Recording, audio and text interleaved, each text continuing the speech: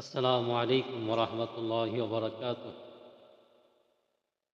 সম্মানিত YouTube follower বৃন্দগণ,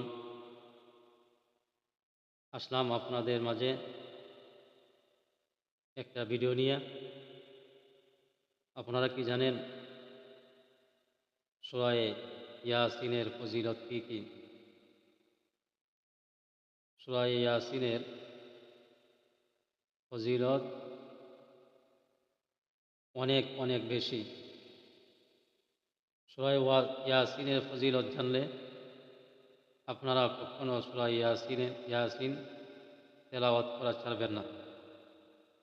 সূরা ইয়াসিন এমন একটি সূরা, নবী আকরাম সাল্লাল্লাহু আলাইহি ওয়াসাল্লাম বলেন যে ব্যক্তি নিয়মিতভাবে এই সূরা ইয়াসিন তেলাওয়াত করবে, আল্লাহ তাআলা বেহেশতের ৮টি দরজা খুলে দিবেন। ওই ব্যক্তি যে কোনো দরজা দিয়া বেহেশতে প্রবেশ করতে পারবে। শুধু তাই না, নবী করিম সাল্লাল্লাহু আলাইহি ওয়াসাল্লাম বলেন, প্রতিদিন কেহ যদি একবার সূরা ইয়াসিন তেলাওয়াত করে, তাহলে সে 10 খতম কোরআন খতম করলে যে পরিমাণ সওয়াব পাওয়া যায়, একবার সূরা ইয়াসিন তেলাওয়াত করলে সেই পরিমাণ সওয়াব পাওয়া যায়। অন্য এক হাদিসের মধ্যে আছে, নবী করিম সাল্লাল্লাহু আলাইহি ওয়াসাল্লাম বলেন, সূর্য ওঠার সময় এই সূরা তেলাওয়াত করলে আল্লাহ তাআলা সকল অভাব দূর করে দেন। নবী আকরাম সাল্লাল্লাহু আলাইহি ওয়াসাল্লাম বলেন যে কাহারও যদি দারিদ্রতা দেখা দেয়, অভাবে দেখা দেয়, বালা মুসিবতে দেখা দেয়, পেরেশানি দেখা দেয়, দুনিয়ার যে সমস্ত পেরেশানি আছে এই সমস্ত পেরেশানি যদি দেখা দেয়, আর খালিস নিয়তে যদি এই সূরা তেলাওয়াত করে, আল্লাহ তাআলা সমস্ত অভাব থেকে দূর করে দিবেন, সমস্ত রোগ থেকে আল্লাহ তাআলা দূর করে দিবেন।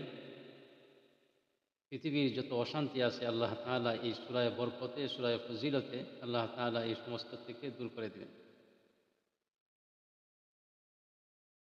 আরেক হাদিসের মধ্যে আছে, নবী করিম সাল্লাল্লাহু আলাইহি ওয়াসাল্লাম বলেন, কোনো মুমূর্ষু ব্যক্তির পাশে যদি এই সূরা ইয়াসিন তেলাওয়াত করা হয়, তাহলে ওই মুমূর্ষু ব্যক্তির জান বাহির হওয়ার যে একটা কষ্ট আছে, এই কষ্টকে আল্লাহ তাআলা দূর করে দেন।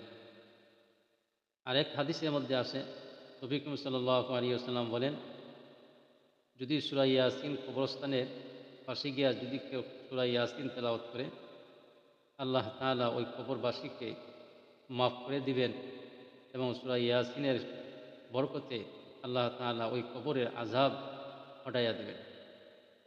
এই সূরা ইয়াসিনের আরও অনেক ফজিলত আছে। অতএব এই সূরা ইয়াসিন আমরা সবসময় তেলাওয়াত করার জন্য চেষ্টা করি, সূরা ইয়াসিন তেলাওয়াত করি।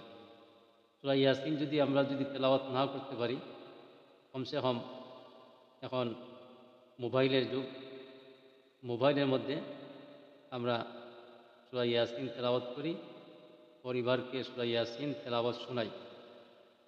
এতেই সূরা ইয়াসিন তেলাওয়াত করার যে ফজিলত, এই ফজিলত পাওয়া যাবে।